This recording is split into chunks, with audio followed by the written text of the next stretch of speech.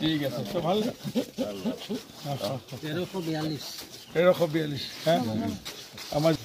দিয়ক গামোচা এখন দিয়া বিহু শুভেচ্ছা দিব ভোট দিব লাগিছে জ্যেষ্ঠ হিচাপে সন্মান এটা কৰিছোঁ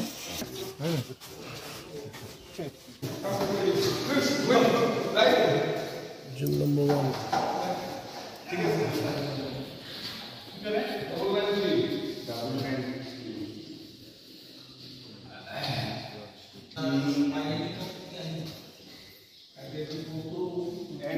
দিবগটা ভিতৰত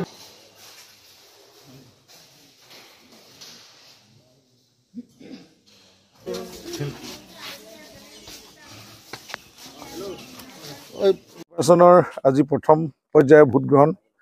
মোৰ 25 নম্বৰ ভোট চেণ্টাৰ মাৰমৰা সমষ্টি মৰাণ কলেজত ভোটটো প্ৰদান কৰিছোঁ আৰু বতৰ ভাল ফৰকাল আৰু আজি ৰাইজ পুৱাৰে পৰা শাৰী পাতিছেহি ভোট প্ৰদান কৰিবৰ কাৰণে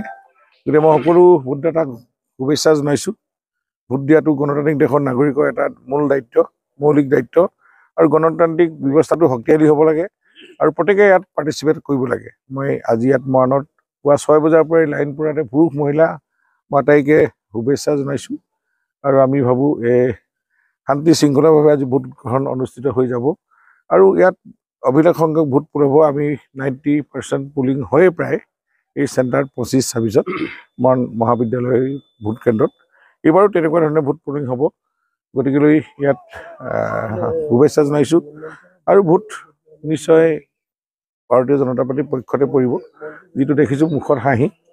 সময় অহাৰ লগে লগে ৰাইজৰ মুখত হাঁহি প্ৰত্যেকে শুভেচ্ছা দিছে কাৰণ তেওঁলোকৰ কিবা সমৰ্থন থাকিলে এই ছিগনেলটো দিয়ে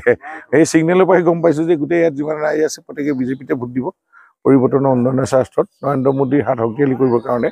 আৰু আমাৰ তপন কুমাৰ গগৈ অভিলেখ সংখ্যক ভোটত জয়ী হ'ব মাৰমৰা সমষ্টি এই কথাটো স্পষ্ট যোৱাকালিও প্ৰায় এখন গাঁও চেপনত সংখ্যালঘু যাক আমি কওঁ বিজেপি বিৰোধী বুলি মুছলমান সম্প্ৰদায়ৰ মানুহ এঘৰ নোহোৱাকৈ যোগদান হৈছে তাৰ আগতো যোগদান হৈছে 365 কালি 200 ঘৰ গতিকে এঘৰ নাইকিয়াকৈ তাত যোগদান হৈছে